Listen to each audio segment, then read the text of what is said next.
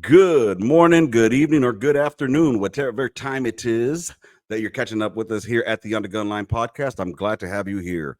Today, man, I'm bringing y'all some comedy, yo. We need to laugh. We need to get out of this funk that we're in.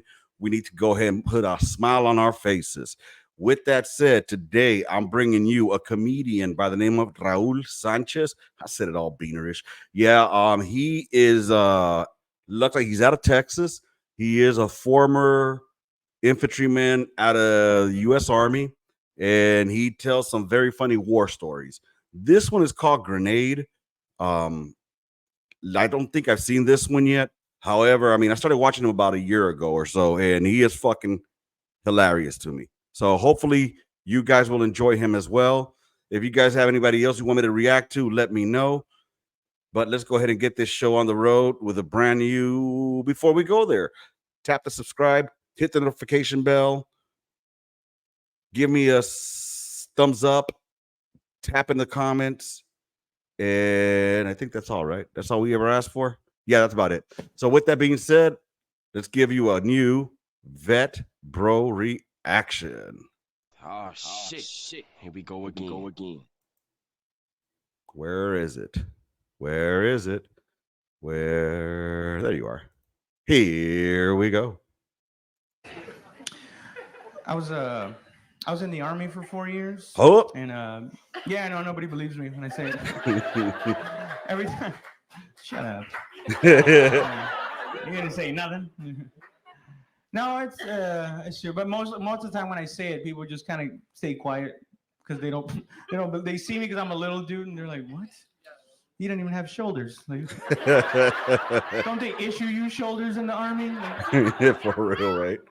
it's true, man. I was airborne infantry. I Of used to course. jump out of airplanes. Yeah.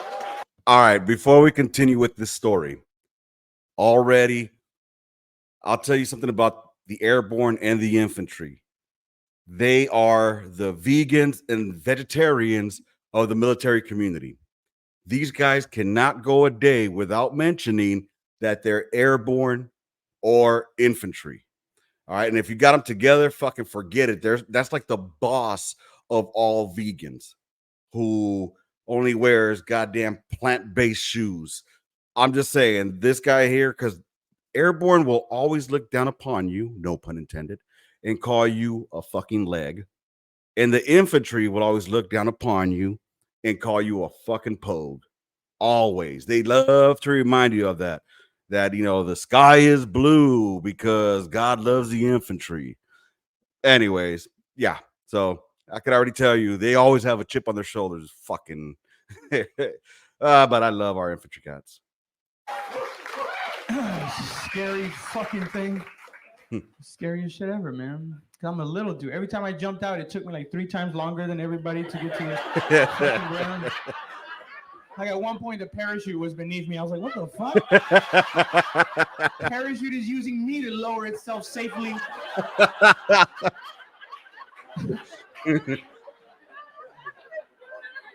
But it was true, man. I always had to deal with that shit, being a small dude in the army, you know?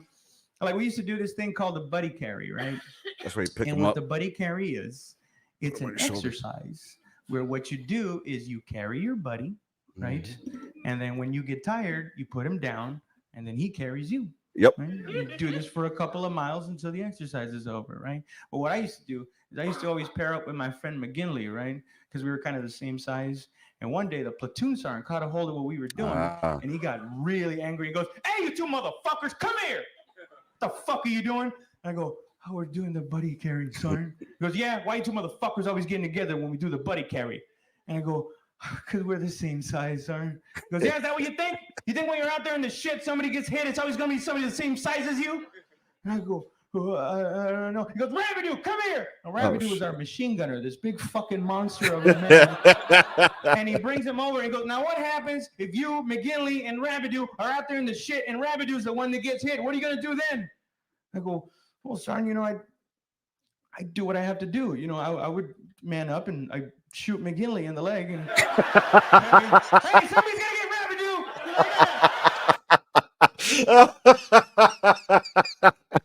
Oh shit. This is the dark humor that we love in the military, in combat arms. This is the type of shit that we love to say, bro.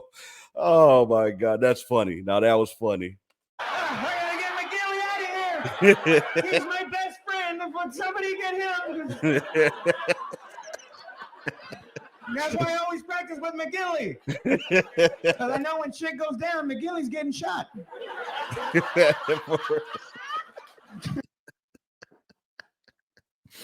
You know what's fucked up is, when you go over there, you have to expect that you're gonna get hit, that you're gonna get shot. You have to have that mentality already ingrained in you. I remember on my first deployment to Baghdad, they had given us these capsules inside of a little plastic container, and there were like 3 or 4 pills in there. And I remember Sergeant Juarez, he gave it to me, and I'm like, "What's this for, Sergeant?" He's like, "Oh, there's some pills in there for when you get shot." And I was like, "Don't you mean if I get shot?" He's like, "No, you're the gunner. You're gonna get shot." So it's like, God damn, dog. You had to go with that mentality already, because back in those days, shit, it was like, I think it was like 50% of all the gunners were getting blown the fuck up or getting shot up. So the risk was real, especially I was the lead gunner. He got so mad at me, he made me carry Rabideau for the rest of the exercise. God damn. Which looked fucking ridiculous because of how big he was and how little I was, Like every time I carried him, it looked like an ant carrying a big piece of Dorito. Because Rabideau's body was 230 pounds of man. Damn. And my body was 130 pounds of middle school lesbian. Like, not even the type of lesbian body that would be like, I don't see why coach won't let us females play football. It was more of the, I think I like girls.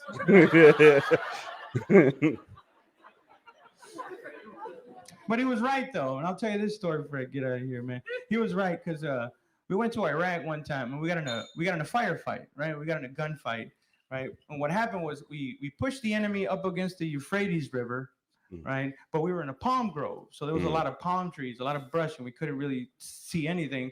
And we're ducked down there, and the bullets are flying back and forth, right? And all of a sudden, I hear somebody calling me to throw a grenade. They're like, Sergeant Sanchez, throw a grenade. As soon as he said that, I was like, you throw a grenade. Are you trying to get up here? That's why we're all down here, man. And he's like, just throw a grenade. And I was like, are you sure? Because there's a lot of trees, man. That shit could bounce back and hit us. For real, dog. And he goes, just throw the fucking grenade. And I was like, God damn it. So I grabbed the grenade, right? And I pulled the pin. And then I get up on a knee and I chuck it as hard as I can. And then I get down for the explosion. And all I hear is, threw it to the river. And then somebody yells at me like, damn it, Sanchez, you threw it too far and landed in the fucking river. And I was like, well, don't yell at me. Like, we're on the same team. Like, don't focus on the negative shit, At least now we know they're not in the fucking river, There you go. But I think the reason I threw it so hard was because I was overcompensating, Because when I was in high school, I was in the baseball team for 2 days. Because that's how long it took me to find out that I threw like a bitch. So it was no surprise to me when I got to basic training and all the drill sergeants were yelling at me. They're like, damn it, Sanchez, why can't you throw a grenade? It's just like throwing a baseball. I was like, I know, it's fucking difficult. Plus, it's heavy, man. It's made out of metal. I didn't know it was made out of metal. It's like, of course it's made out of metal. It's supposed to kill people. I was like, well, you can catch more flies with honey, drill sergeant. And just so we're clear, grenades are not thrown like a baseball. All right, for real. You're supposed to lob it. You're supposed to like lob. So this is where throwing like a girl would have actually helped him out. You know what I'm saying? Yeah, wouldn't that be great if that's how a grenade actually worked, right? And you throw a grenade, a bunch of honey goes everywhere. Stupid. And it actually works, right? Like the enemy's like, well, I want to keep fighting, but I'm so sticky. Yeah. My neck keeps doing the thing where it sticks to your shoulder. I'm going to go wash off in the river. They're like, oh, don't go in the river. They're throwing grenades in the river. That's how they get you. It's honey grenade, river grenade. Dude, I think after a while the enemy started knowing when it was me throwing the grenade every time I landed short. Because they started doing that little league thing. All right, everybody, bring it in. Guys, thank you so much. That's my time. Oh, shout out to Raul Sanchez, yo. Oh man. Hey, check this out. Raul Sanchez, I'm funnier than this. Make sure y'all go cop it on. It says available on iTunes. I'm pretty sure, I don't know how old it is, but dude, I love him. And he's military, so it fits in here perfectly with the On the Gun Line podcast. If you guys want to see more of him, let me know and tap it inside in the comments. With that being said, that's going to be today's video. I hope y'all had a good one, a good laugh, and let's get ready to crush the rest of this week. All right. With that said, this is D-Lo letting you go with another Vetbro reaction. Oh shit. Here we go again. I'm out, y'all.